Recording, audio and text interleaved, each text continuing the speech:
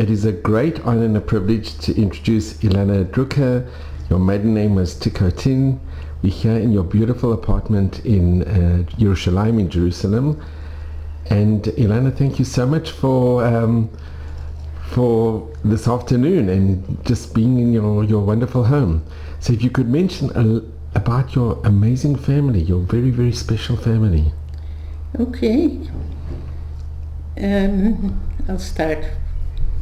Should I start with my father? Yeah. Who was called Tikotin. He comes from a family. He was born in. This is him. He lived till he was 93 years old, and he comes from a family of 8 children, and was born in Glogau, which nowadays is in Silesia, but it's in Poland now since World War II. He was the neighbor of Recha Freier. Recha Freier's sister, Recha Freier was the best friend of his older sister. And his older sister managed to flee to Israel in the time of the Nazis. And when I came to Israel, I got the 2 old ladies together, which was very nice. My aunt lived in Haifa, and she lived in Jerusalem, and her grandchildren, Recha Freier's grandchildren, went to school with our children. And one of her sons worked with my husband in Shaare Zedek for 30 years as a pediatrician. So that's my father, who was born in Glogau, but when he was about 9 years old, the family moved to Dresden, which was actually very famous culturally.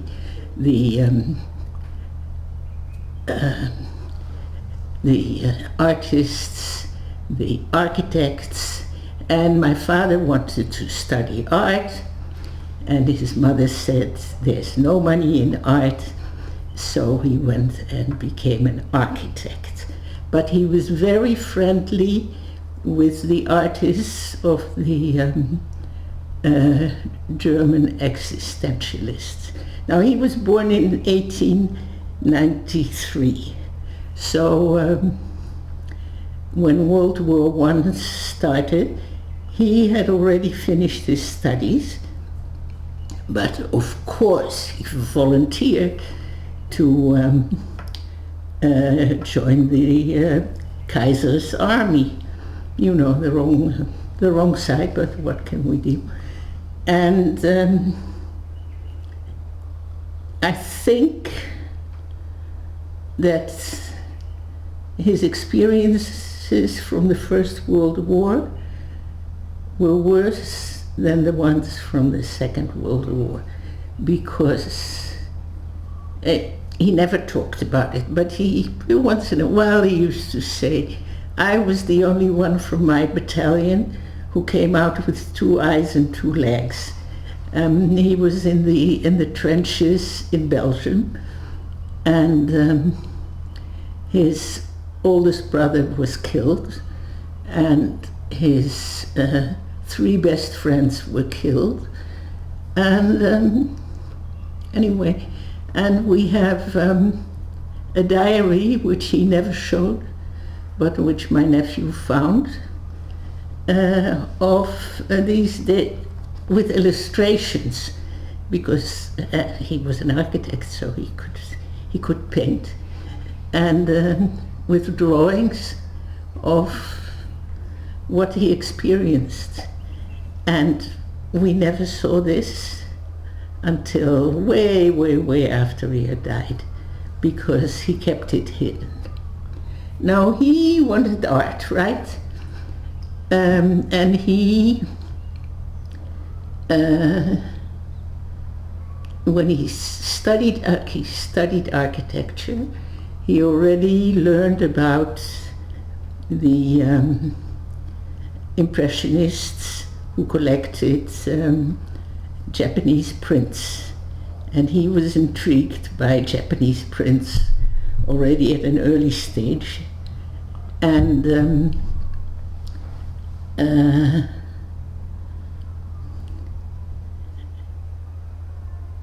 then what happened after the war, after World War I, he worked actually with Erich Mendelssohn, who is the Bauhaus architect, and built a number of buildings in Jerusalem and quite a few in Tel Aviv.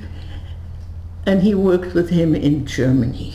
And then there was this big inflation, and people invested in houses because the money wasn't worth anything at the end of the day.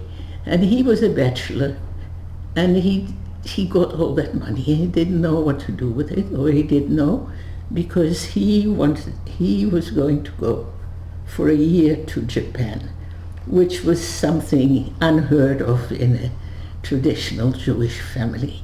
That's not something you do, altogether, to be with artists. And they were, I don't know, they were observant, but I heard later that, for instance, my grandfather, when he got diabetes, there was no insulin, so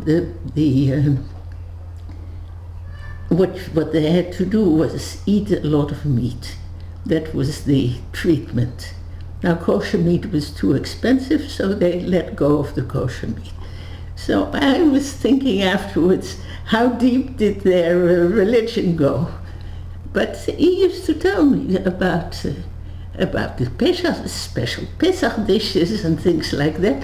But okay, so he went to Japan for a year with the Trans-Siberia Express, 3 weeks in the train. And about that he used to tell us stories. Not about the wars, not about the First War, not about the Second War, not about his family that got lost, but this trip to Japan, where he was told, he left from Berlin, he was 3 weeks in the train, he used to play chess with the conductor, and the trains would stop for hours or half days to load wood to burn the engine. And the Russians would come with grilled chickens, and he brought a kilo of lemons along from Berlin, and he would exchange a lemon, which was something unheard of in Russia, a lemon for a chicken. And he would then, in Vladivostok, for instance, they confiscated the passports. Or no, they took the passports and you had to pay 100 marks, he said, to get it back. So he knew that, so he gave in an expired passport, which they still have. And all kinds of funny stories about the train, and about, he said, I had to bring a gift to the Emperor of Japan, that was his, that was what he made up. That was never true. But he came to Japan, and it was a year after the enormous earthquake. And there was nothing there. It was really terrible, apparently. And they were selling the fish wrapped in print, because they were not, instead of in a newspaper. And so he saw more and more art and whatever, and when he came back, he brought back not just art, but also applied art, ceramics, baskets, souvenirs for the family and for everybody, and people liked it so much that he went back and he got more, and he opened a gallery in Berlin in 1927. And he opened, and that was in the days that Berlin was, it was the center of cultural life of Europe. And his gallery was next to the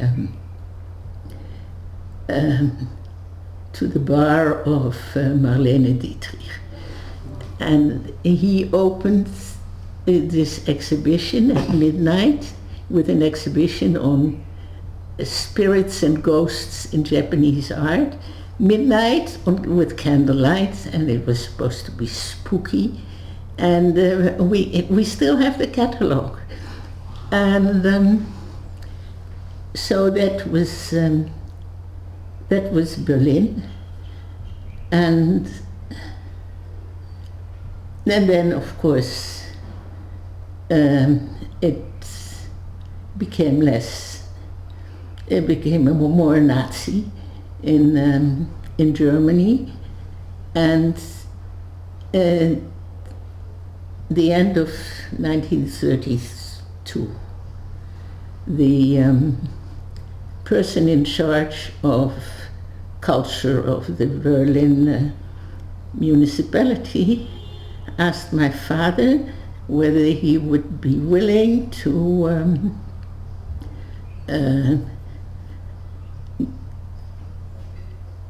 give an exhibition of the highlights of his collection to an exhibition at the Royal Palace in Copenhagen in Denmark. And this fellow was a renowned Nazi, but he thought Tikotin Japanese art, my father must be Japanese. Now the Japanese can't even pronounce Tikotin because they call him Tikotinu, because their names have to finish with an open how do you call that, havara, with a vowel, and it kind of, my father was kind of happy with this idea, and he and the exhibition took place in the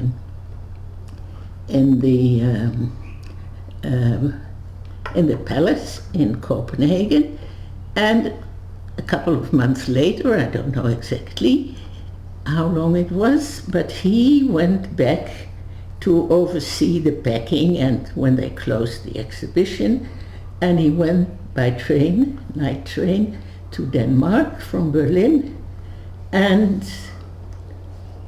he got to the place of the exhibition, and there was a friend of his, a Jewish banker from Denmark, who said, it's all packed and I've given instructions for it to be sent to Holland because our bank has large vaults in Holland and not here. And my father said, why? Because that night, when he was on the train, the Reichstag was burned. And this is the first time, the first incident where his collection was saved. And so he went after his collection to Holland, presented the Dutch government with a precious gift, and to the museum, the Rijksmuseum in Amsterdam, and applied for citizenship. And he had an assistant, a non-Jewish. We suspect that she was his lover, but I don't know. She came to visit us after the war, and we had to call her tante, auntie. and a nice woman. She sent all what he had in the gallery as sample without worth. In, packages, all go to Holland. And when he came to, and after he came to Holland, he settled and he started doing business, or I don't know exactly what he did, how he set it up, but he needed a secretary, and he knew the cousin of my mother, who had managed to get to Holland. I have no idea exactly how. My mother was born in Berlin in 1912. Her parents both died in the pandemic 100 years ago, the Spanish flu. So she was raised by an aunt whom she loved. She had an older brother. The aunt had 2 sons and was thrilled with the little girl, and apparently didn't want another son, but because from my uncle I always got bad reports about the aunt of my mother, and my mother loved her, but okay. Anyway, she so one of the sons of this aunt introduced my mother to my father. My mother was blonde with blue eyes, but had an really apparently terrible Jewish nose. So, and she was in a school for, she was young. She was 21, and she was in a school for interpreters. And she thought, I'm blonde, I have blue eyes, I only have to get my nose fixed. So she fixed her nose, and we always said, what an ugly nose you have, because they didn't know how to do it nicely. So she didn't get the classical nose, but anyway, the Nazis didn't look at her nose. They knew she was Jewish, so... We have a picture, beautiful picture. And this is my mother.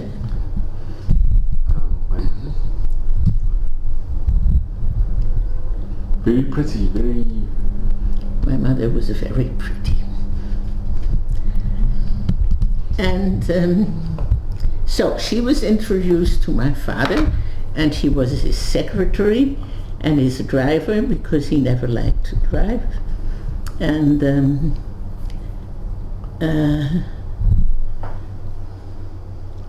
they and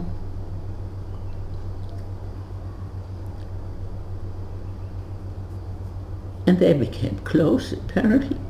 He was going to go to Japan and took his secretary along on the, I think on the Queen Elizabeth, style. He must have been rich. And on the the day of the captain's dinner, which was my mother's birthday, he proposed to her. And that was the last day of their crossing. They went to they were going to go to America, through the entire America to Japan, and then maybe settle in wherever. And maybe I should tell about my mother's family. My mother's grandfather was called Ludwig Stein, and he was married, and I still have never found out whether we're related. He was married to August, what's the name? Anyway, her brother Her brother got the Nobel Prize for chemistry and had the same name as our former Minister of Finances, so I have to find out whether they're related. And this Ludwig Stein was a philosopher and a journalist. He was pretty famous, and he lived in Switzerland, and then he moved to Germany, but first he lived in Switzerland and had 4 children. And my grandmother, the mother of my mother, was born in Switzerland and had 3 brothers there, well settled in Bern. And my mother, when she was 21 and was kind of, went 1933, wanted to get out of Germany, she apparently approached her uncles in Bern, who wrote to her that it would be difficult to get a work permit for her. So we had this family in Switzerland of whom I thought my father didn't like that side of the family or something. But I mean, there was a real reason. And we knew there was family, but we never met them, and nobody spoke about them. And only many, many years later, with the next generation, when it turned out that this Ludwig and Auguste had lots of property in East Germany, some lawyer wanted to get that money out, and they needed all the family members, so they approached us, and they're very nice people. And one of the properties was a summer house next to Einstein's summer house, and so it was divided between 16 different people, but we still got quite a lot of money. And after my mother had already died and knew that whatever was in East Germany was a lost case, so, but still, I think she was happy because we could afford this place and help the children. So,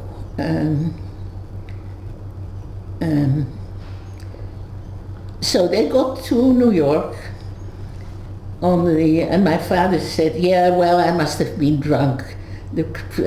Otherwise I wouldn't have proposed, a joke.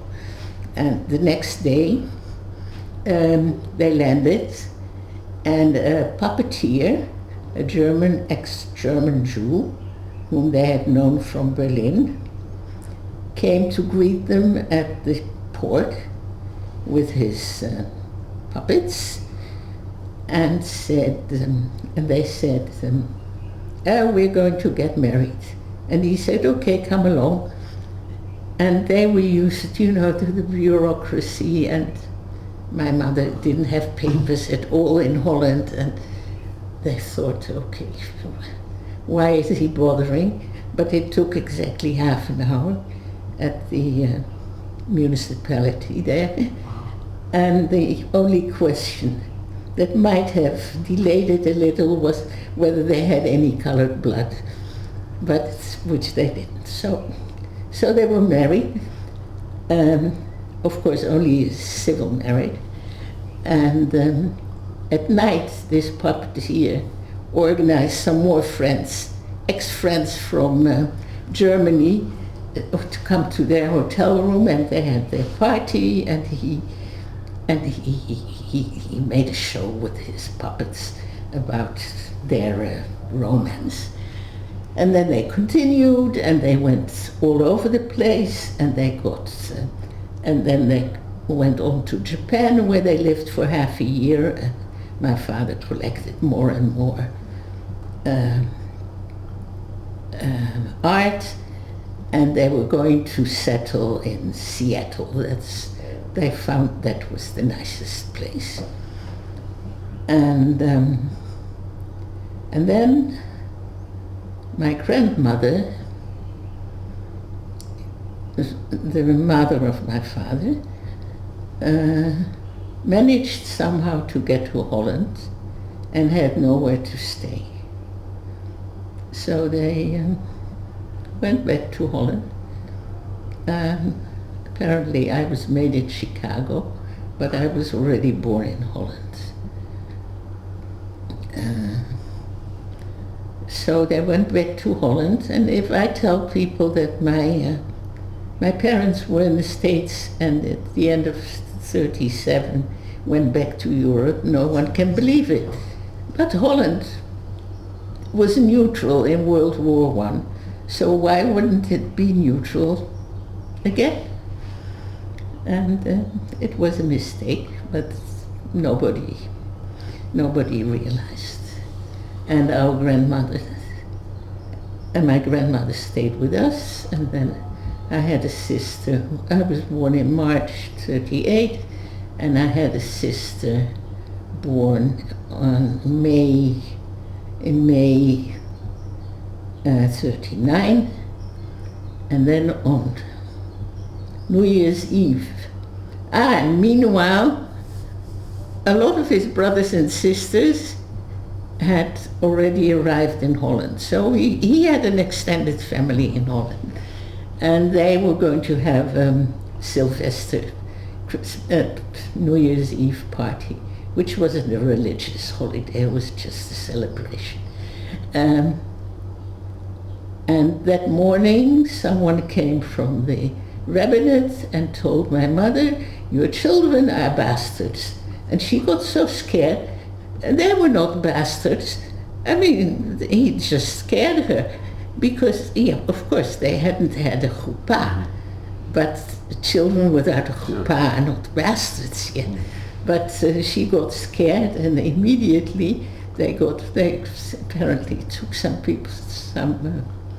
witnesses from the street, and they got married that day. So that was their wedding with the family on 31st of December 1939. And there was still no war in Holland, but then it started the invasion was on May 10th, 1940. And Holland capitulated in took a few days, not much, and then you couldn't leave anymore. And there they were. And in the beginning, there were no measures against the Jews. It was all very slowly. But the first thing that happened was that in September that year, German Jews who lived near the coast, which is where we lived in The Hague, had to move inwards because the Germans wanted to invade England, and they were afraid of fifth colony on the coast. So within 48 hours, my parents had to move somewhere. And they hadn't really integrated.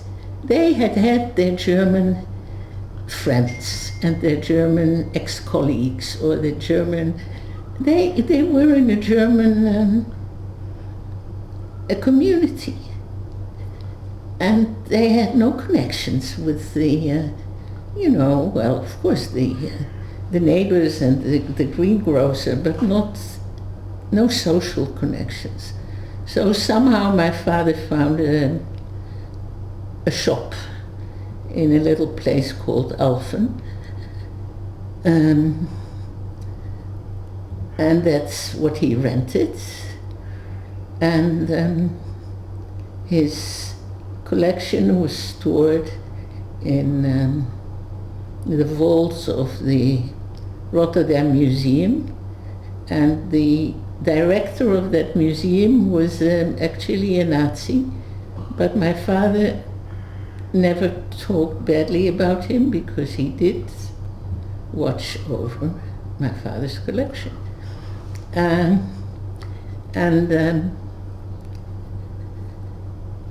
So we moved to that little town, and my sister and myself, we slept in the store window and we saw the street. It was very nice, and I don't remember much of that time, but I remember there was a blanket behind us, so that was probably where the store was, and that's where my parents slept, or what the living room was, or I don't know.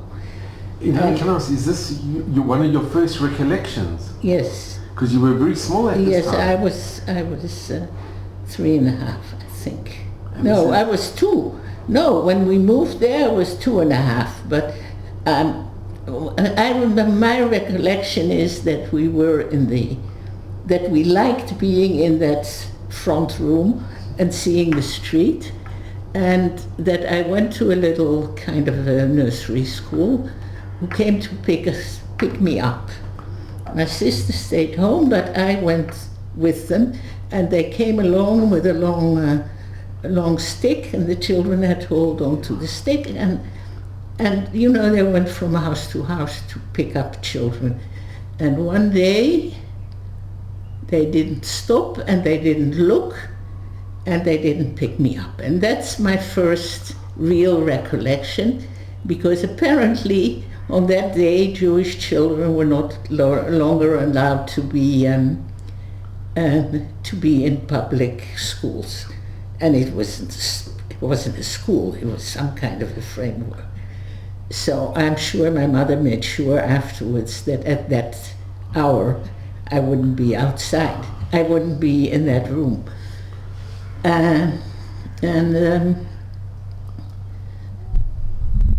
About a year later, we went into hiding, and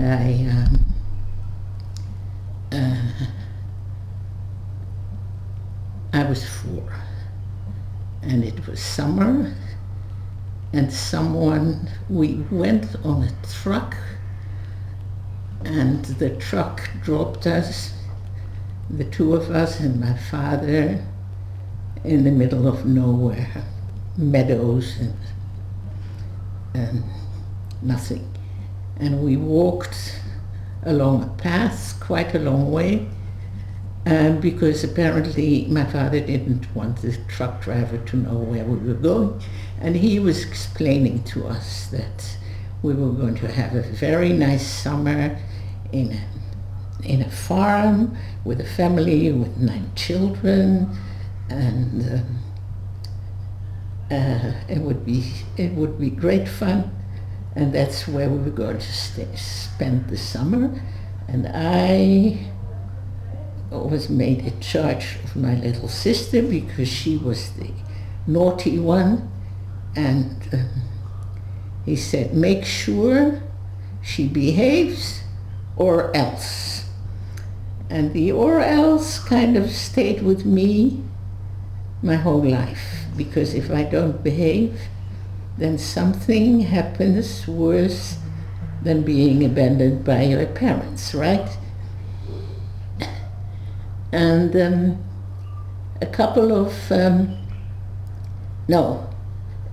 probably a couple of days or weeks before, my father had made a picture of the 2 of us with my mother, so we wouldn't forget her. And that picture was taken away the minute we got to that hiding place, because we might tell on her and it might be dangerous. So I got the picture back after the war, and I show it usually when I do the zikaron, when I do that memory in the living room.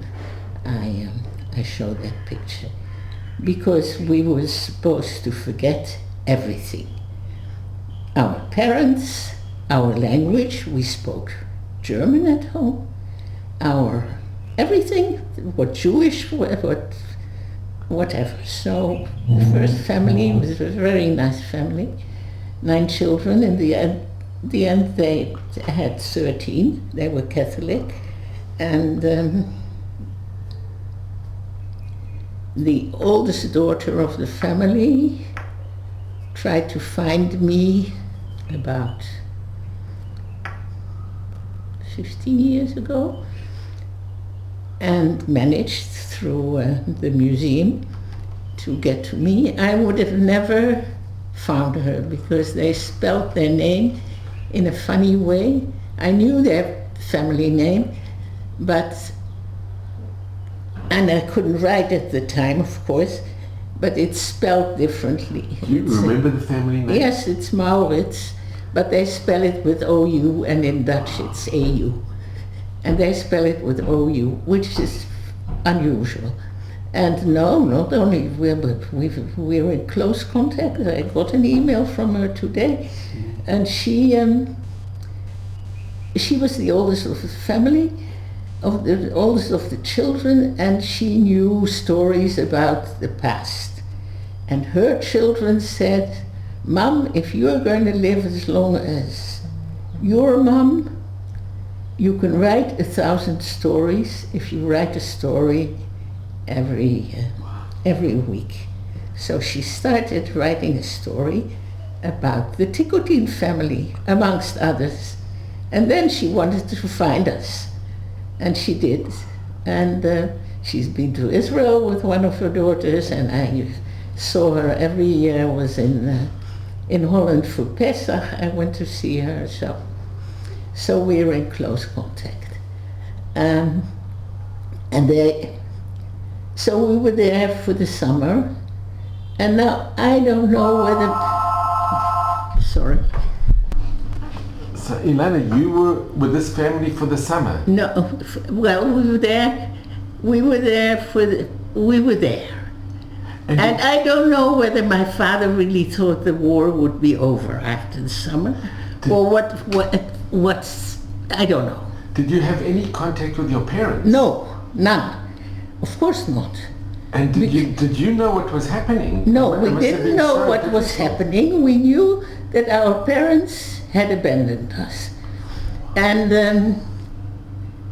then at the end of the summer, we were told that, we slept in the cow shed. The cow shed was attached to the kitchen, very clean, very nice, and they also had summer guests there. There was something hanging in the middle, and there was a family with 2 children, and they were summer guests of the farm. And the other children used to come into the cow shed too. And then we were told in the fall, it's getting cold, and the cows who were in the meadow have to come back, and you have to go. And I lived all my life until I met this woman with the idea that the cows were more important than us, and that we had to leave. And then this woman, when I met her, told me, no, the Germans were looking for hidden children, and that's why we had to leave. Can I ask, while you were for the summer, did they take you to school, or did you go to church? No, there was no school, and I was only 4. But you didn't take you to church, or? Oh, to church, definitely. It was great fun. We loved the church, and we went in a carriage with 2 horses even, to the church with the family, and we loved it. It was, the Catholic Church is like a show with all the, with all the nice dresses, and we loved it. Then we had to move, and we went to first to a Reformed church, which was less nice. We went, there was, okay, maybe I should tell how my father got to, at least how he found this place, because he didn't have much contact with the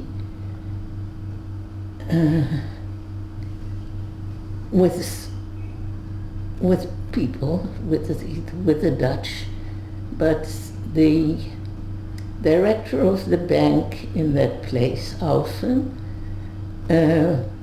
was part of he was also a member of a very, very strict Calvinistic church group called the Assembly of Believers, and he was married to a Jewish woman who had become Christian, and he was in this group of the resistance, and he found this place for us very strange, because the Catholics and the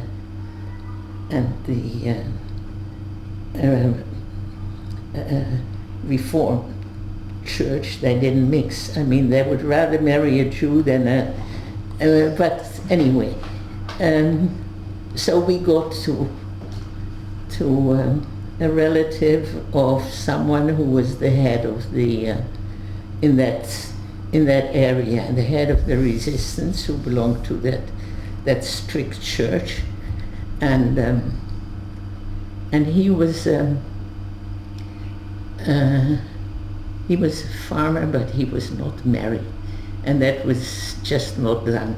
I think, also 70 years later, I think he was probably a homosexual, and he left for Canada after the war, because you just couldn't be a farmer and not have a wife and a family.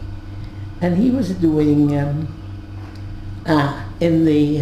while we were with that big family, we had all the children's diseases in the world, one after the other, of course.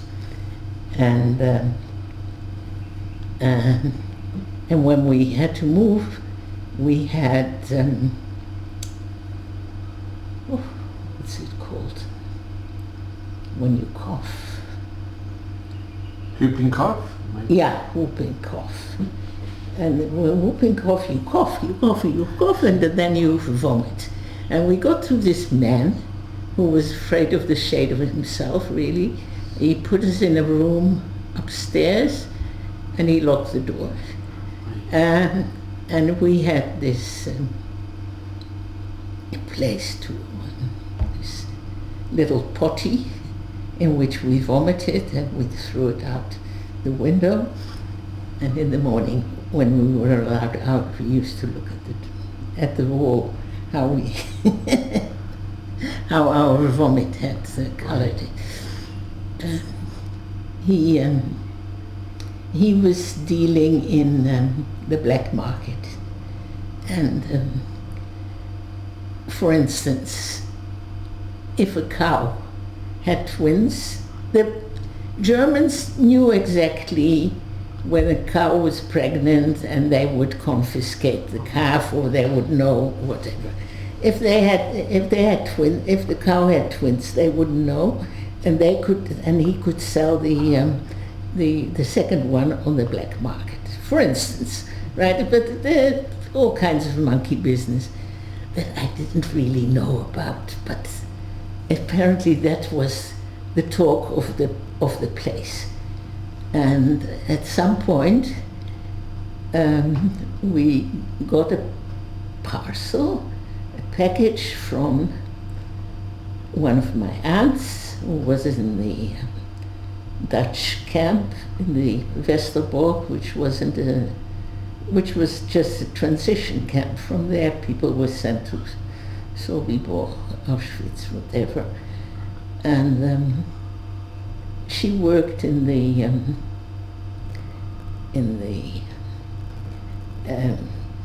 room for sewing, And apparently she found pieces, bits and pieces, and she sent us a doll made of some green material, a very ugly doll.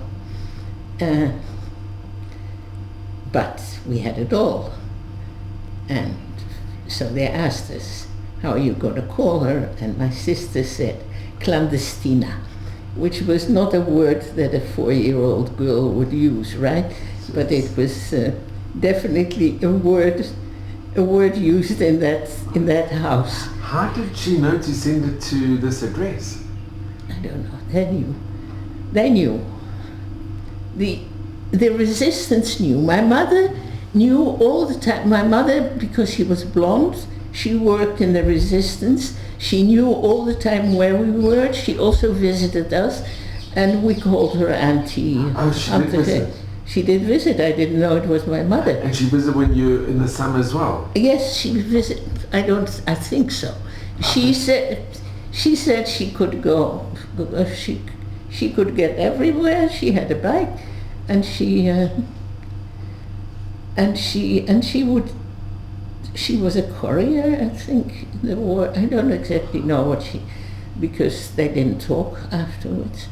So my father didn't see the daylight, I think, for 3 years. He was in a cellar or a cupboard, or I don't know.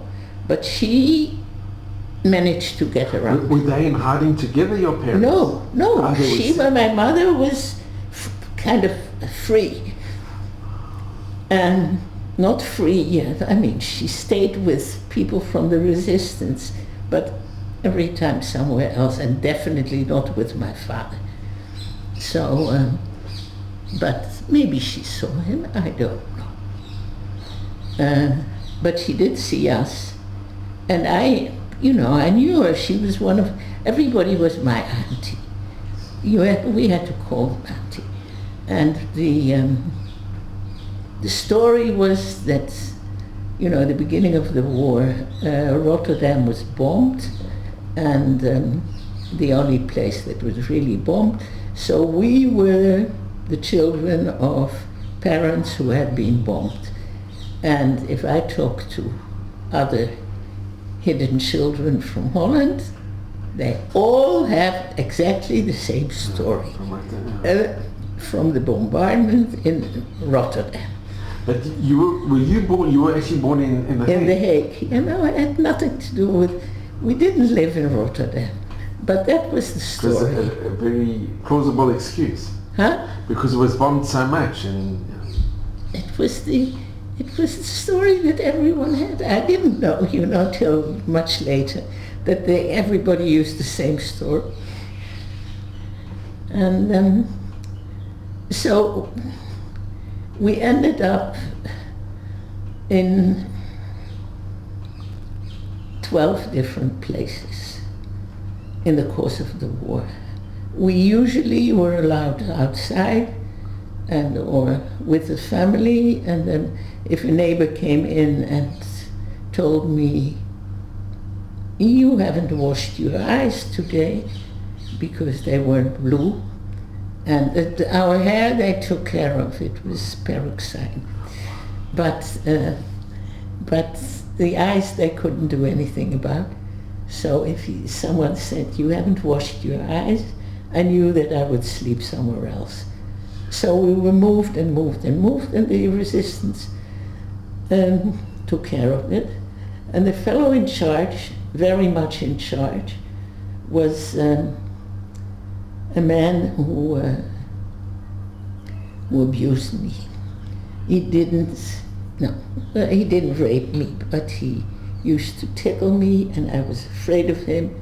And he had a terrible wine spot. They called it wine spot, some kind of a thing on his chin. And he used to come and visit to check on us at different places, always in the evening.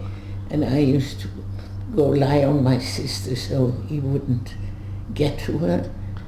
And I was so afraid of him.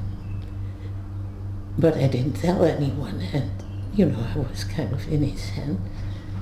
And he he was the head of the resistance group, so he got the addresses and everything. So after the war, when I was maybe 9 or 10, I was invited to stay with him and his wife for the summer, or to come for a week or so.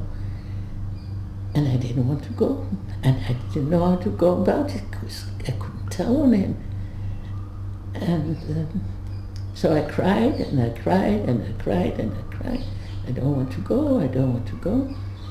Someone understood me, and I didn't have to go out because we never stayed with them. There was one night that I think my mother was the one involved. We were put up with a family, with a mother and a daughter, and in a very nice place. It must have reminded me of home, because they had a piano, and the girl had all these nice toys, and they had one girl. It wasn't like, this farmer's family. And we were sleeping on the floor in this girl's room, and it was very nice. And then we heard next door talk and crying and talking again and crying, and then this auntie of mine, which was my mother, took us out. It was in the middle of the night, and took us to the train station and bought us, I think, a purple pudding, but it can't have been. I don't know how she got a purple, but she said, I have to make a phone call. She left us with the purple pudding, and she needed to arrange a place for us. Turns out that the husband of that family was killed by the Nazis that day. So the grandmother came and said, no way you are keeping this family here, they have to go. Was he killed because he was in the resistance? Yes, or he was yes. So, and the mother said, just for the night, and and there was crying, and but at the time I didn't know. So my mother had to make phone calls and called this head of the resistance, who told her where to go, and he came to this. We were in the train, and he waited for us with 2 sets of bicycles. We sat I was in the back of him, and my sister was on the back of this back seat of my mother's bicycle. Okay. You didn't know that this was your mother? I didn't know it was my mother. I knew it was one of the aunties. And we came to his house, and my sister had dropped off during the ride. It was, it was dark, and it was on a dike, and she had fallen off. And so they went to look for her, and and they found her sleeping next to the path. And that night maybe we slept in their house, but that's the only time, I think. Many years after the war,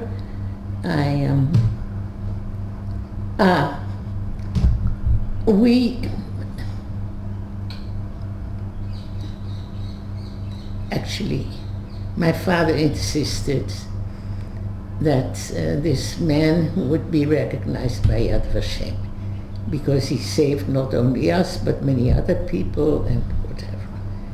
And I only wanted his brother to be honored, because his brother and his wife were wonderful people, and I have nice recollections of being at their house, and I have these bad recollections.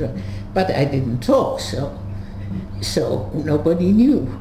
So these 2 men were honored by Yad Vashem, and they got a tree, etc., etc. And they both got trees, cedar trees, very nice. And in the course of the years, I saw that one of the nice men, the tree flourished, and the other one was doing poorly. And then they built the Yad Vashem. They built that new museum, and the trees disappeared. But we were told we're keeping them, and we're keeping them well. So after they finished the building, I wrote to Yad Vashem, where are my trees? So instead of them being together, they were at both ends of Yad Vashem. I went to see the one of the nice fellow, and it's right at the entrance of the auditorium. So it's a very good place. And they replanted it. It changed also its character. It's now an olive tree. But it doesn't matter. It has his name, and I already twice have told my story next to the tree, because and I've never bothered to look where the other one is and what kind of a tree it is. But so that's it. At the end of the war, How many families do you think you stayed in? Different families? All in all? We tried to figure it out, and we think it's 12 families. But some people we stayed for 1 or 2 nights, or not even, and I have no idea of time, whether it was a year, or a month, or a week, because, you know, when I told you about the nice fellow, I was supposed to have a birthday. And actually, I had a birthday. I was going to be 6. I was very excited because I was going to go to school. And I had a cousin in hiding who sent us 2 gifts. One, she was also a good painter, and she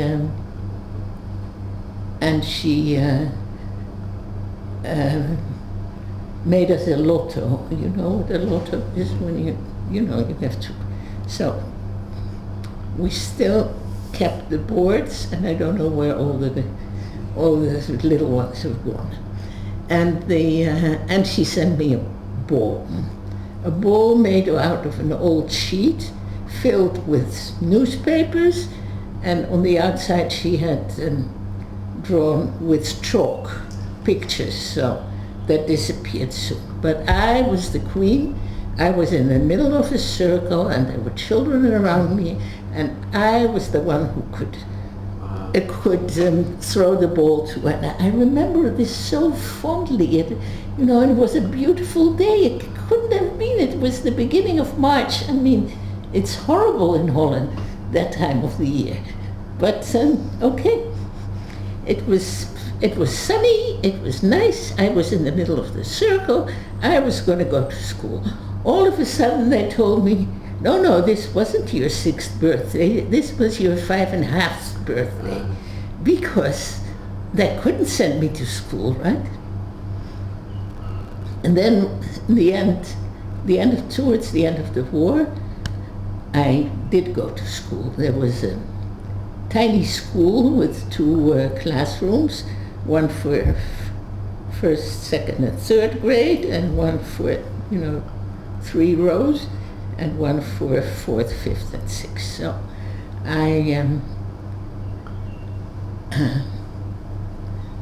I went to school, and the second day of school, they started school not in September, but in April or in March. It was towards the end of the war, and everybody talked about the war that's going to be over. I went to school, and I loved it, and the second day, they asked me for my name, and I said, this and this is my name, but after the war I'm going to have another name. So that was the end of my school time, because I should have said that, and I should have known that. But then the war was over about a month later, I think. So somebody prepared me for second grade. No, not somebody, the headmaster of that particular school. And my little sister was listening in. So there wasn't that much to learn for first grade. So she knew the material, and she was put in the same class as me after school, and stayed in the same class for our whole school time. And at the time they didn't think of parallel classes, because nowadays even twins are not put together, but she was a year younger. And so just imagine if I wouldn't pass to this next grade and she would. And so the school time was terrible.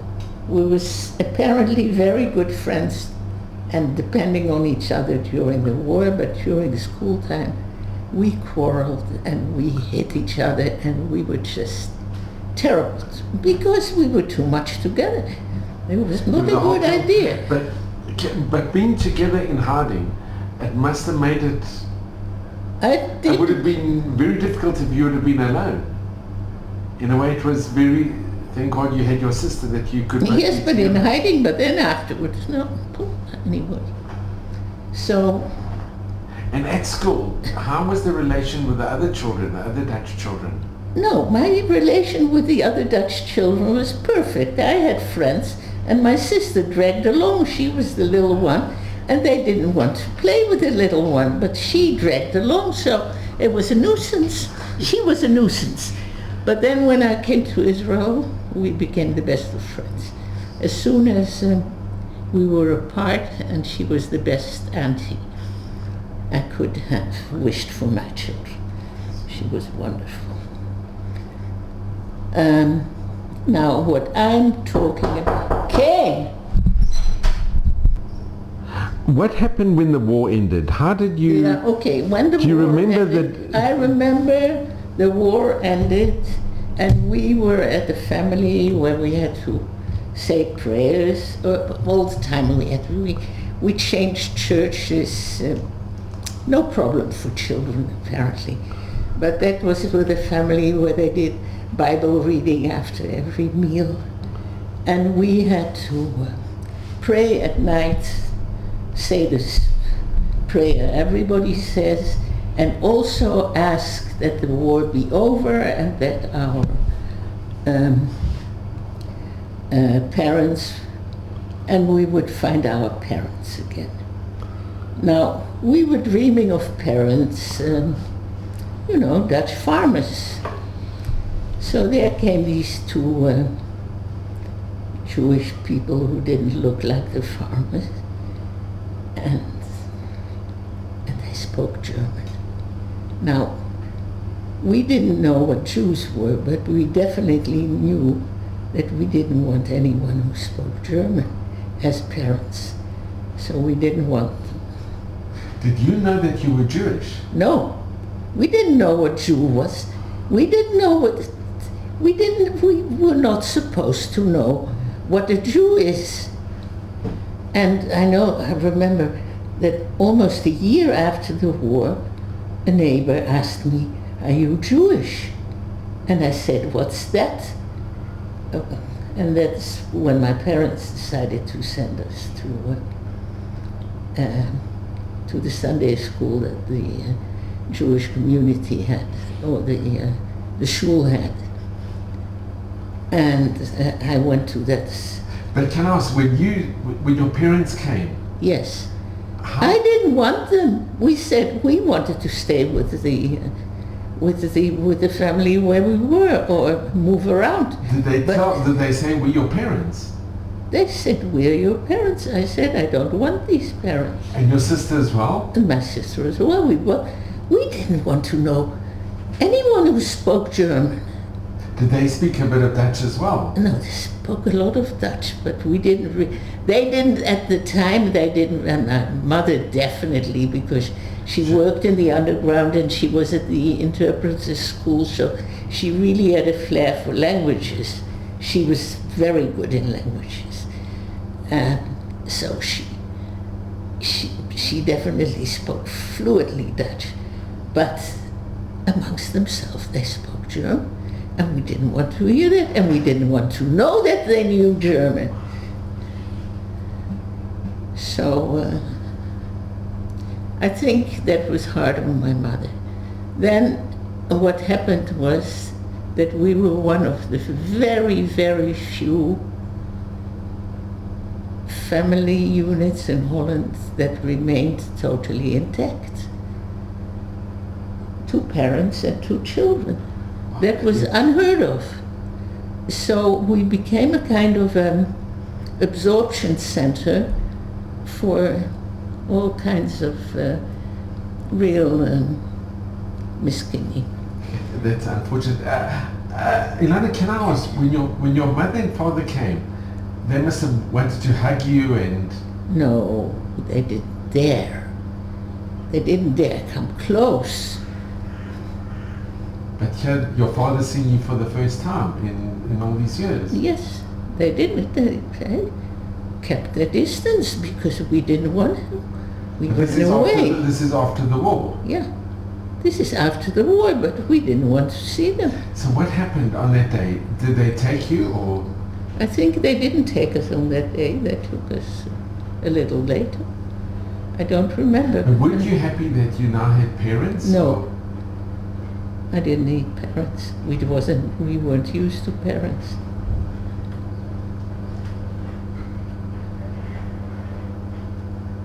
And eventually when they did take you, was it... When they did take us, it was very difficult because my cousin, not because we'd been separated, because we had to absorb all kinds of very difficult cases. So first, I didn't tell you that in the middle of the war, my mother took me on my aunt took me on a bike for a very, very long ride, because with a 5-year-old kid on the back of your bike, you're not so suspicious. And we went almost all the way to the camp, to the, it was a concentration camp, not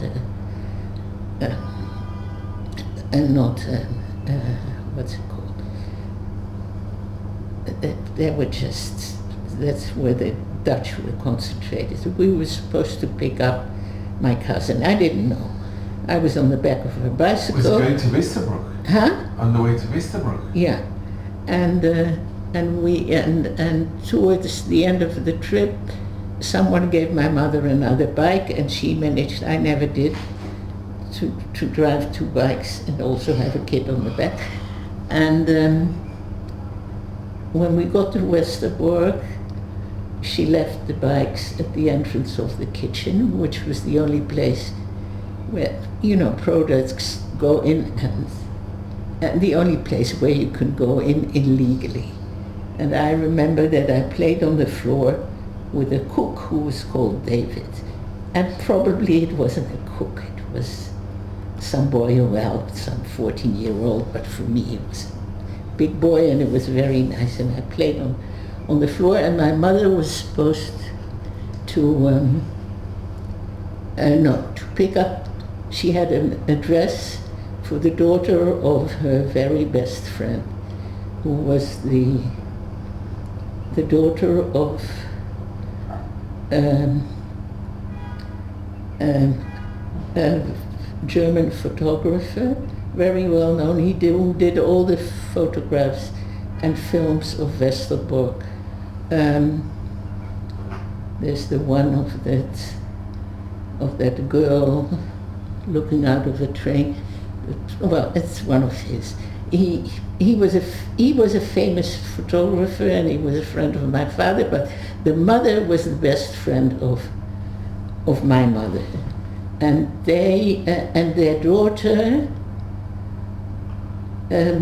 used to come play with us when we were still in that shop, because they were also moved from the coast.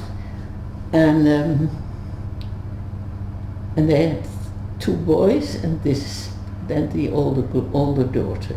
And my mother had found a place for the older daughter, but the night before the father had said, whatever happens, we stay together. So she decided not to come along with my mother to that hiding place, and instead my cousin, the one who made the ball, my cousin came, who also she was more than 10 years older than I was, came along to that and went into the hiding place my mother had. But then after the war, this daughter of Breslauer, of the photographer, who had lost her parents and her brothers, came to look for us, and she came to stay with us. And then my cousin came and my cousin was very angry with my parents, because she told them if I could have taken care of them and they wouldn't have been deported, and because of you, I don't have parents, so, which was difficult. And then a woman came who was a good friend of ours, and with a son who was our age, but he came from the camp, so he looked like half our age, and they were bald and covered with boils because there was typhus. And the husband, the father, had died on the way back from the camp to Holland at Turbitz. I don't know if you heard about that group. So they were on the train that we... Yeah. And they came with us, and the little... Were they in Bergen-Belsen? Yeah. And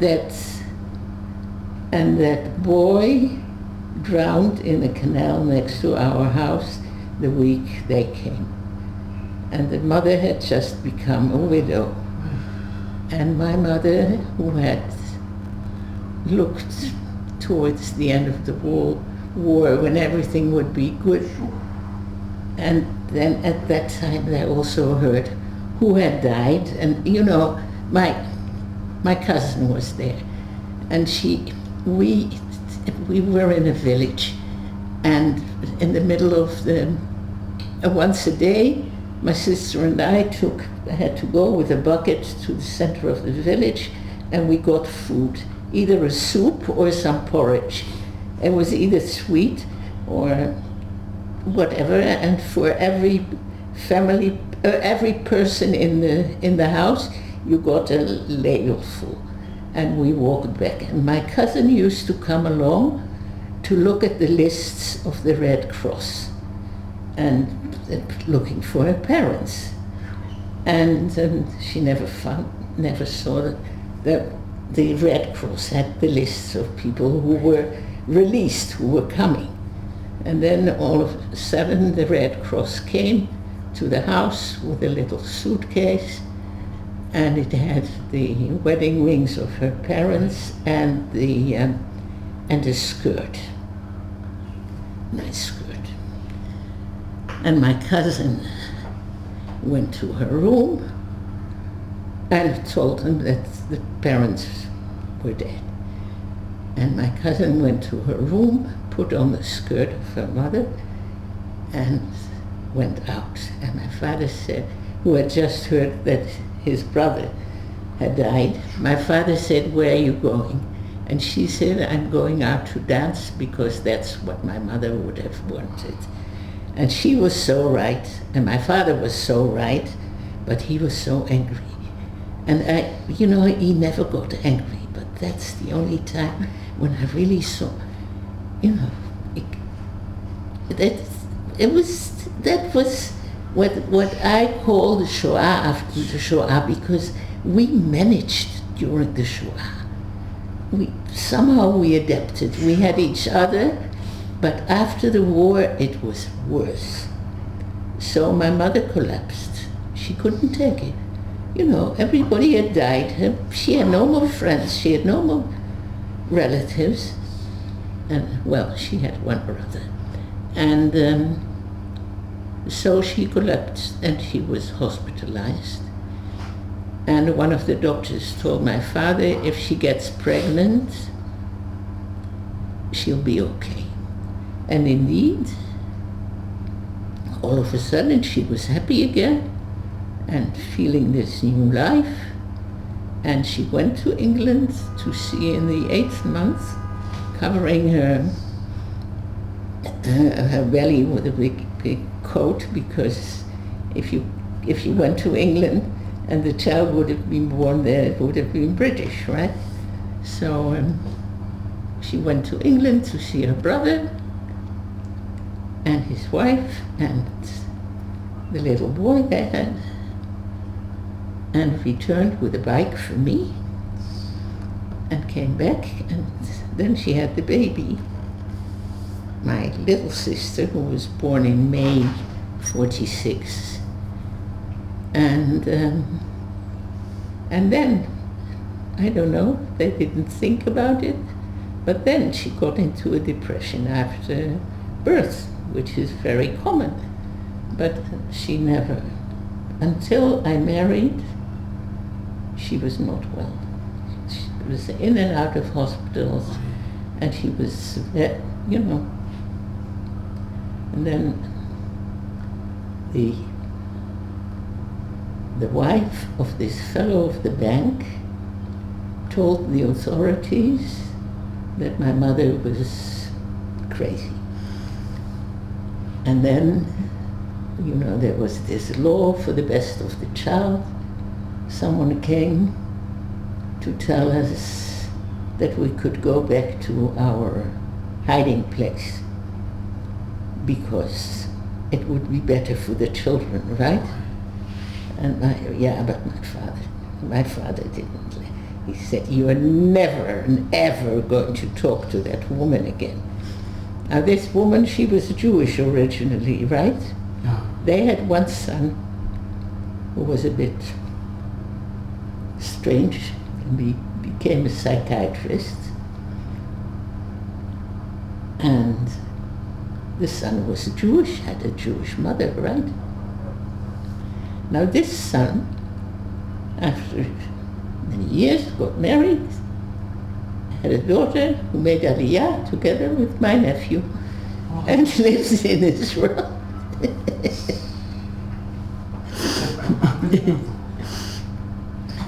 Ilana, can I ask, the girl who went out to dance with the skirt? Yes, her name is Steffi. How did was she okay afterwards, or?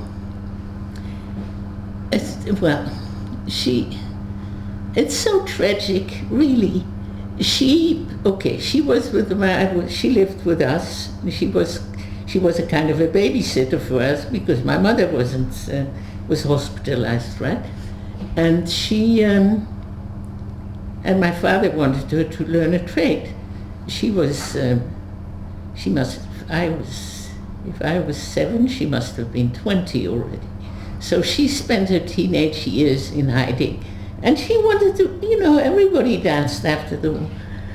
And she wanted to see her, she didn't want to study.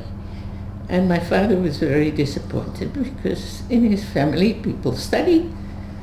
And that's what her parents would have wanted, of course.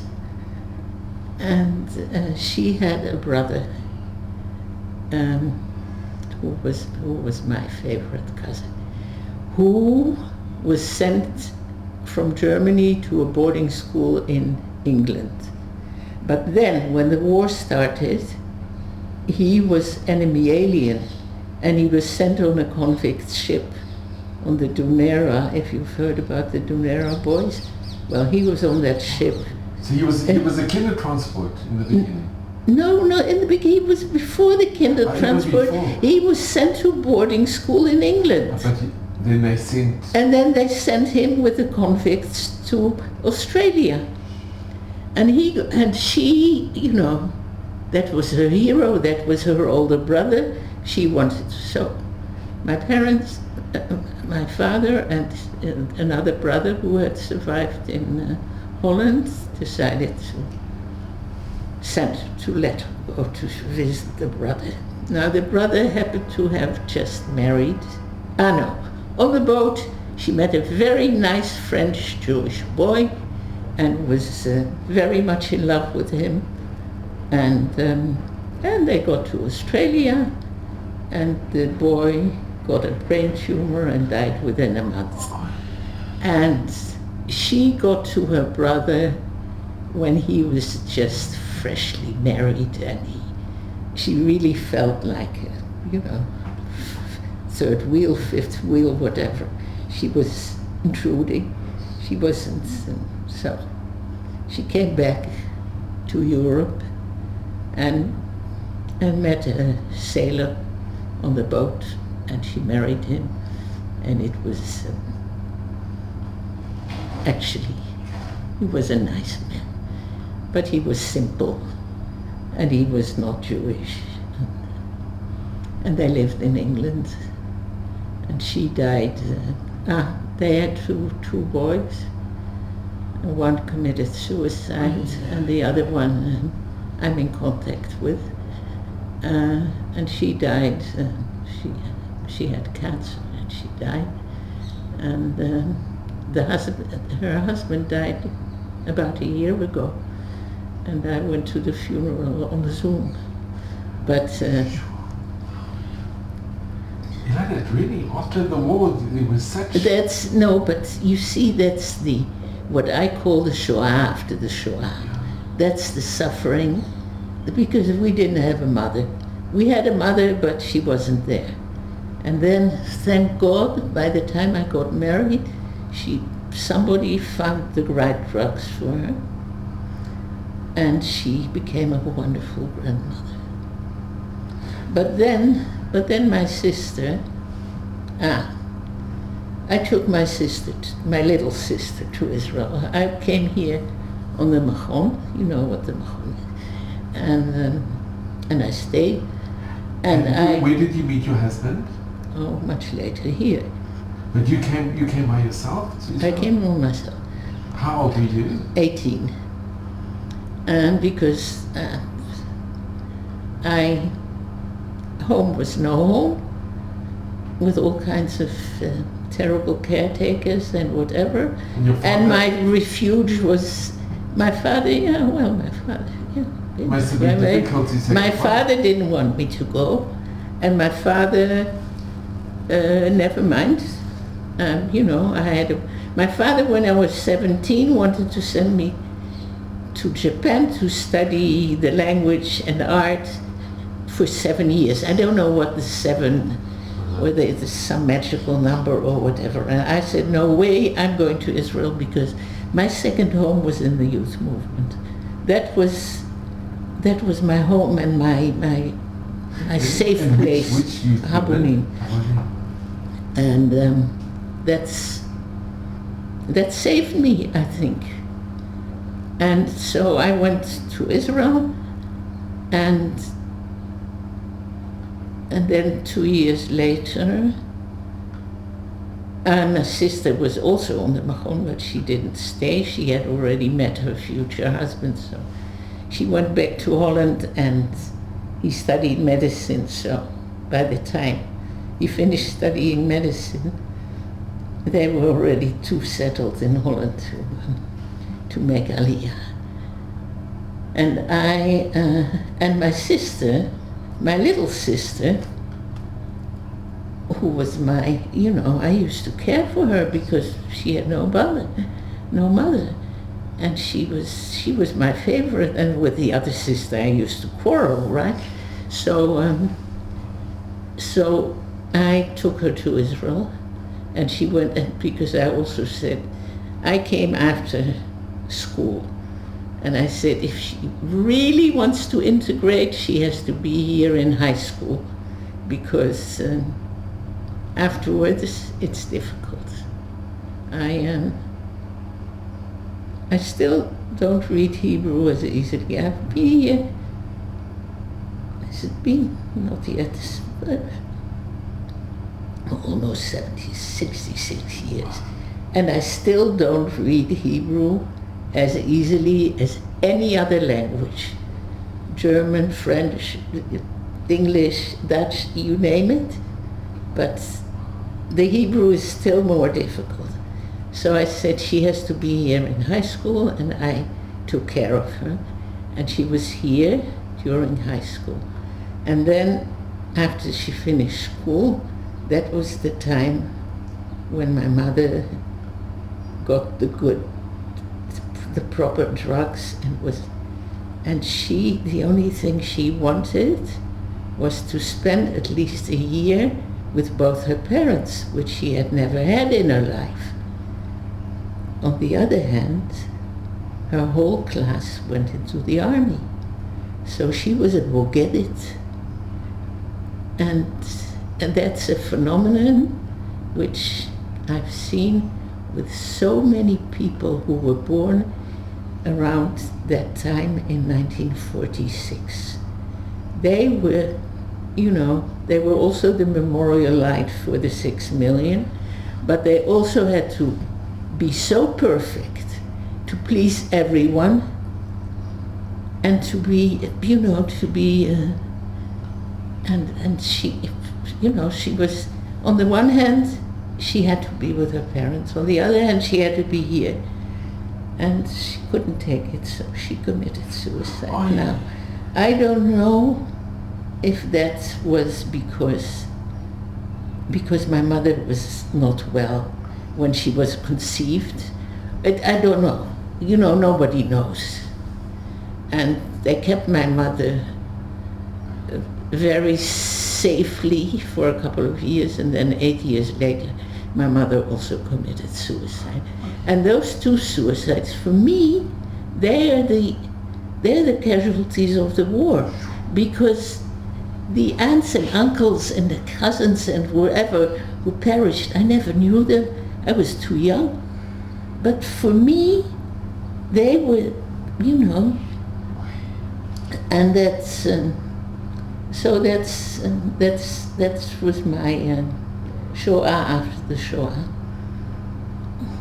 So your father, how did your father? He was. And my father, as I told you, he had had his trauma in the First World War.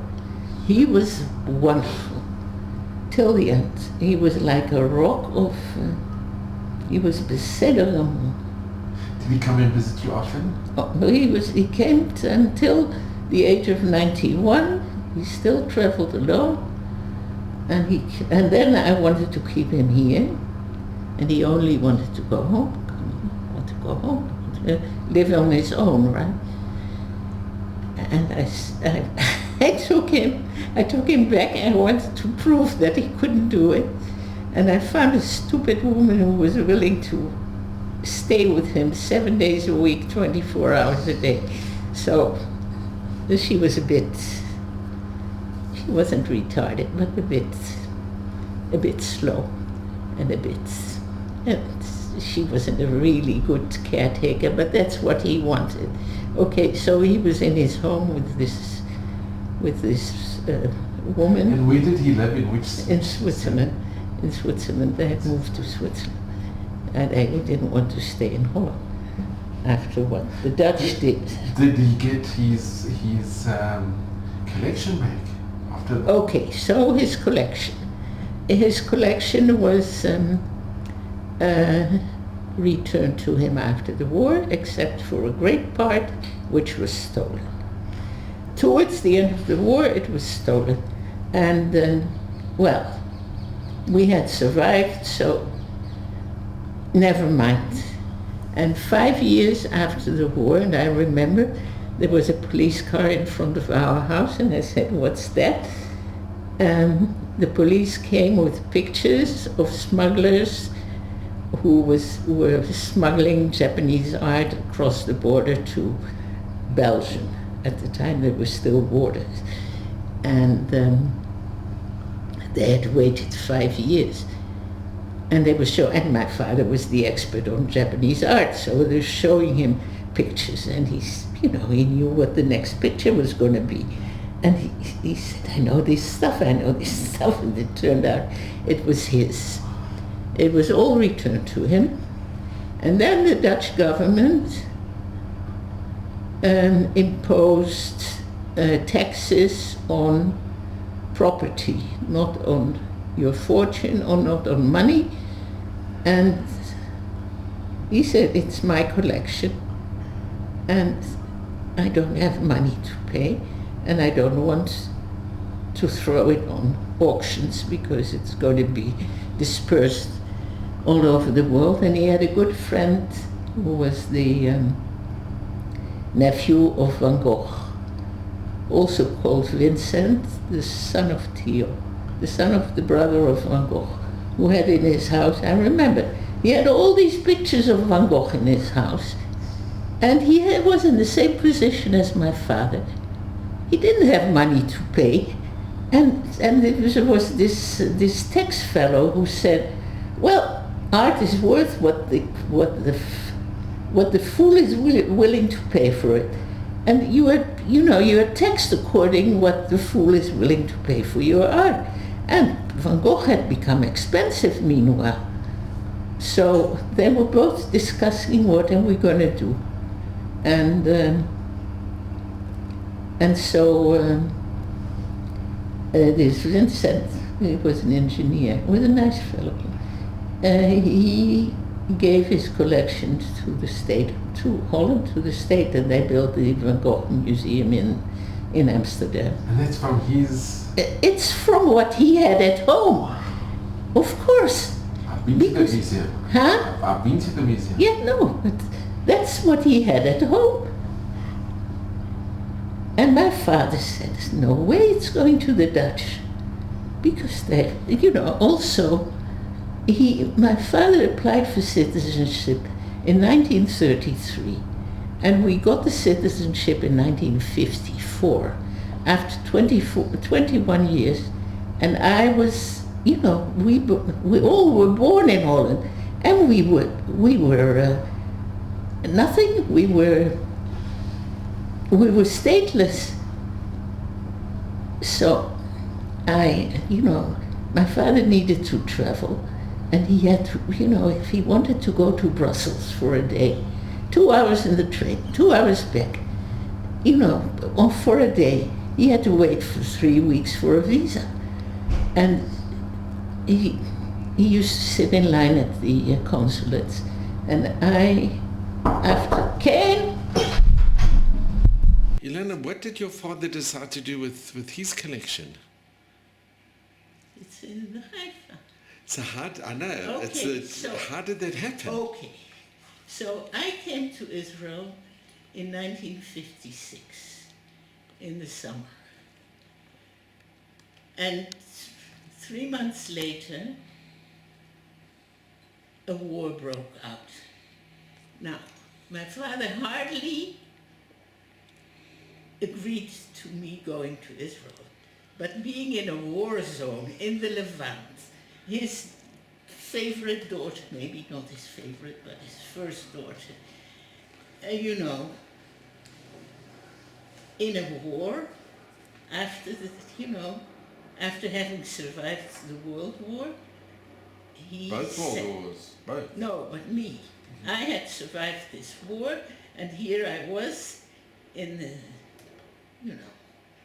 in this place, and so there was no telephone connection.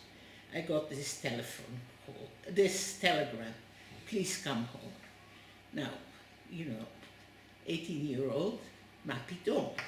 I wasn't going to go home. Also, there was no way because the ports were closed. It was a war. There was no planes, no nothing, and I couldn't go home. Also, the country needed me because you know what I was doing. I walked through the city of Jerusalem with a friend with a bucket of blue paint between us to paint the headlights of the cars because there was a blackout. there weren't as many cars as now, I can tell you. So, so that was our job, and Israel couldn't miss me, right? Sure.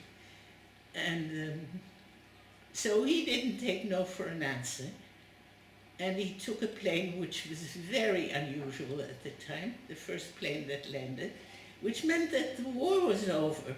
It wasn't a 6-day war, but it was an 11-day war. The Sinai campaign. Huh? The Sinai Sinai campaign, yeah.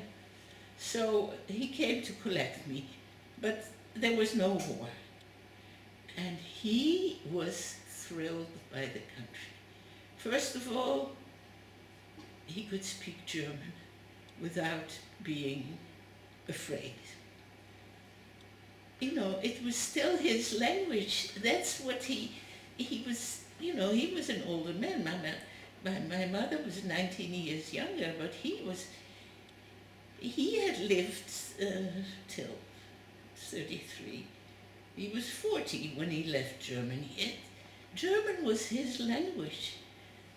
And he even asked me whether it was okay if he, because every Shabbat, Motzei Shabbat, I was writing a letter, aerogram, and he used to answer. But he asked me whether it was okay if he wrote to me in German. And because he could express himself much easier. So here he was, he met his sister, his older sister, the one who was a good friend of Recha Freier. He met her for the first time since 1933. So this was the first time that he came to Israel? That was the first time. 50 people didn't travel. That's true. So he came to Israel. He met friends from the university, from Berlin, from his past. And he was allowed to speak German without being ostracized, like in Holland. There were many Yekkers here. And they all didn't know Hebrew well. So he was thrilled. And he wanted to. Then he said, this is where my collection is going to go. So I took him to, and too bad Teddy Kollek wasn't here yet, in 56, because there was Ishalom, but I took him to Narkis, who was the head of Betzalel, who showed my father with great pride in the cellars of the old Betzalel, you know, with the artist houses, all these collections that he had accumulated, that he had been given, or, you know, or inherited by people who didn't live anymore. And it was collecting cobwebs and dust in the cellar of Betzalel.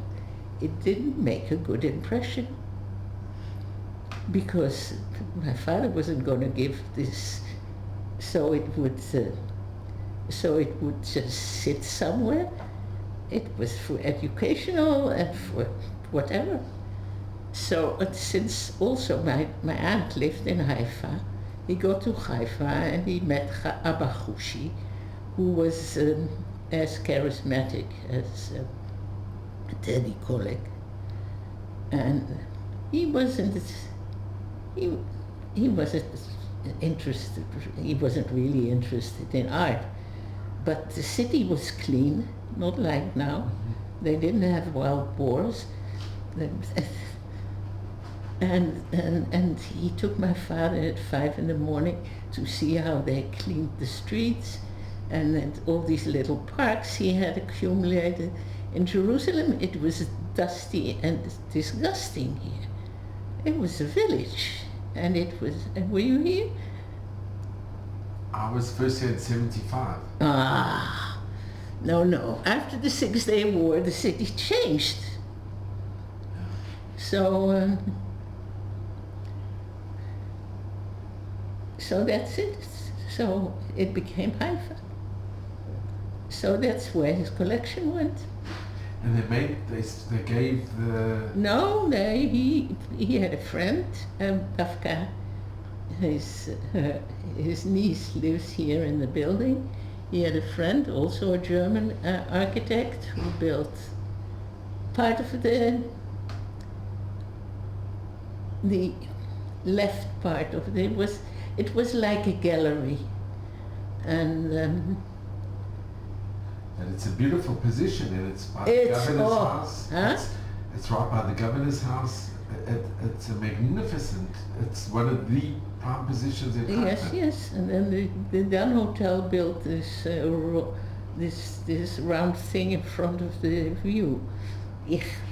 The Dun Hotel came later. Yeah, no, but okay. So no, the location is wonderful. And it's the only Japanese museum in Israel. Not in Israel, in the Middle East. In Bichlal. They're not. I don't think, except for in Japan, there are no Japanese museums. There are Japanese galleries, but not just Japanese art. So it's famous.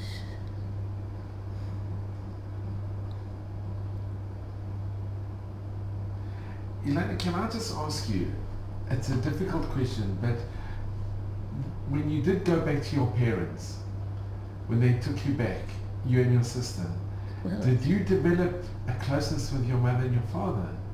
Did it take a long time, and did you develop a closeness? I don't know. I think that the hard parts I just pushed away.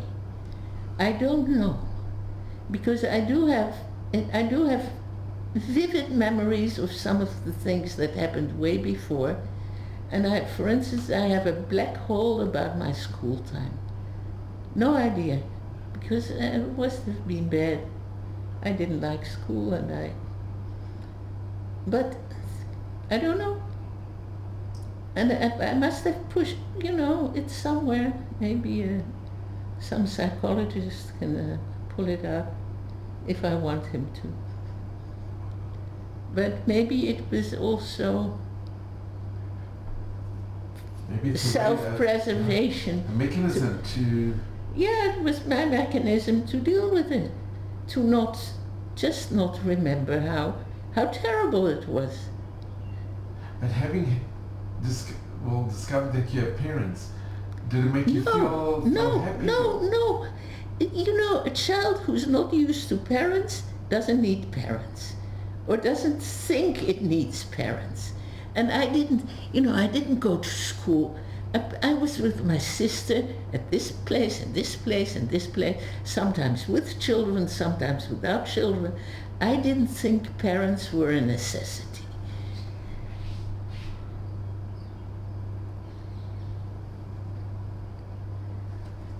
And then if you get parents that are, you come into a non-functional place with all these refugees or whatever in the house, it's not fun.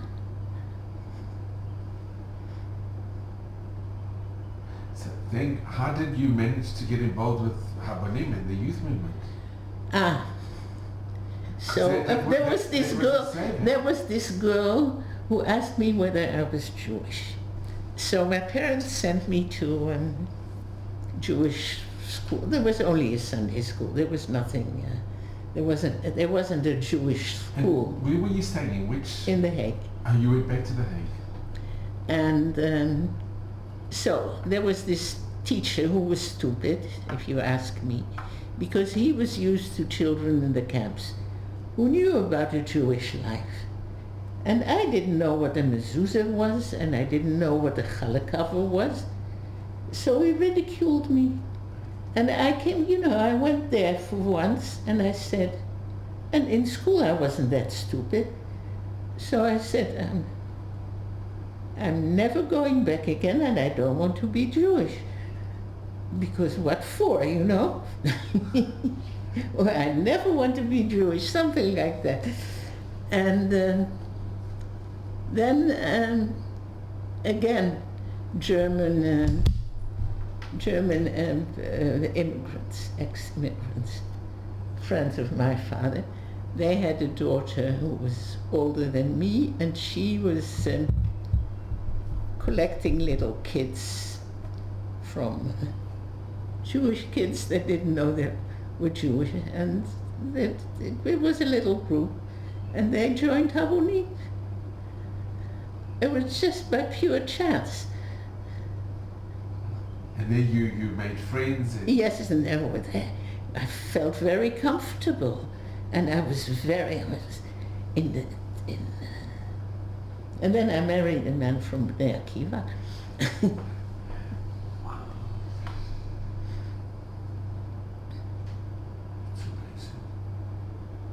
So Ilana, if I can ask you, first of all, I'm so grateful to you, but if I could ask you, what message do you give to your children and grandchildren and to the future generations? Tolerance. Just tolerance. I'm so sick of racism. You know, I used to take after school, I used to sit at the consulate so my father wouldn't lose his place and he could go to the post office or do something. There were was no cell phone. He was just so. I used to sit there we had a house or a place to live, but with the real refugees who had nowhere to go at every consulate, you know, the real poor ones. And I never realized what an impact it made on me, but my job here in Israel was to be the representative of the UN High Commissioner for Refugees. And so I dealt with the refugees who were not Jewish and not Arab, because the Arabs have UNRWA and the Jews are not refugees, right? And thank God I quit before there was this big influx. But what I had to deal with maybe 10 refugees. Refugees, I'm not talking about economic refugees. A Filipino who doesn't want to go back, you know, too bad. But people whose life is endangered if they are returned, that's a real refugee. So I had maybe 10 cases and I had to report about every case to Geneva, and I was their mother and father. And they had nowhere else to go, and I tried to convince the authorities here, let them work at least, because if they have some money, they'll find a way to get to Canada, because we are not that, you know, that attractive. They came here because somehow they ran away and they got here. But Israel is not the most attractive place for someone who is not Jewish. So, and that was my work, to deal with the racists, slicha, in Misrad Apnim. Because, you know, the file of a non-Jew... Were you successful? No, well, in the end I was. But if they see that, you know, this file hasn't been dealt with in the last 6 months, so it probably isn't urgent, right?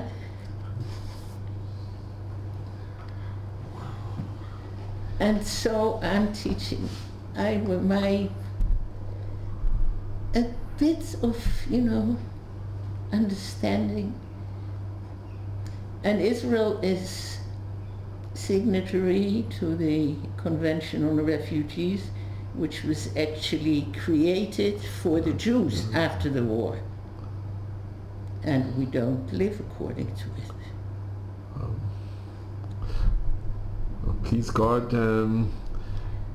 God, we must be a light unto the nations. We really should. It's our to have kids. But we're not. Well, please God, we will. And I just want to mention, Ilana, if I can just thank you. You certainly are, Ilana. You really are. You are amazing. And not only is what you've told me, the story, it's harrowing and riveting, and it's just unbelievable what you went through and how you're so positive. And like you said, it was by chance that you went to Habuni. Thank God. It's all min hashamayim. It's really, I really believe it. It was meant to be, and that your father's collection came here. We are so honored, and it's such a I'm so honored to have gone to there's the many museum. things that happened, and they're meant to be. I have 3 children abroad, and my husband was going to turn, and he was demented, but he was going to turn 90 in August. And the one in Haifa, the one you saw in Haifa, said, "What are we going to do for his 90th birthday?" I said, "A big nothing, because he doesn't appreciate it, and he won't even know." And my second son, who lives in London, said, "No, in August, all 3 of us who live abroad will come one after the other for a week to give you a good time." And I said, "What a wonderful idea." And then something happened, because one had a commitment and one had already vacation ideas, and the 3 of them couldn't make it. They all came in June, and they saw their father, and then he died 2 weeks later, before his birthday, and they all said goodbye. Now that's also mishamayim. It's unbelievable. And I'm so great. So he died, but I was grateful that they'd all seen him. So I just want to show your parents, and that you have the picture. They were remarkable. And your mother, to think that she had children that she went to see, and on bicycles, and she was a heroine in the war. She was a heroine, and I'm in a lobby, a group trying to get Jewish rescuers recognized. Now, they don't need certificates. I think what needs to be done is that they need to know, the Israelis need to know the facts, that there was such a thing, because, for instance, the French resistance, which was so active and so positive, 80% were Jews in the resistance, but nobody knows. And many of them were communists. Big deal, but they were Jewish. Sure. There is an organization where they do recognize, B'nai Brit has as well. Yes, that's neighborly. That's where we're and working with I couldn't agree with you. Alan Schneider. I couldn't agree with you more. But Ilana, I want to thank you so much from the bottom of my heart. I am so grateful to you in so many ways, and you should just have Mazel Bracha, and you are an inspiration for all of us. You really are, and there are no words to thank you. Okay. You should just be, and may this stream in good health and nachas from your family. No, thank you. No, may I listen? No, in good health. Ilana, you're amazing, and I'm so grateful to you. I really am. Okay. And just be well, and a Shana Tova. Okay.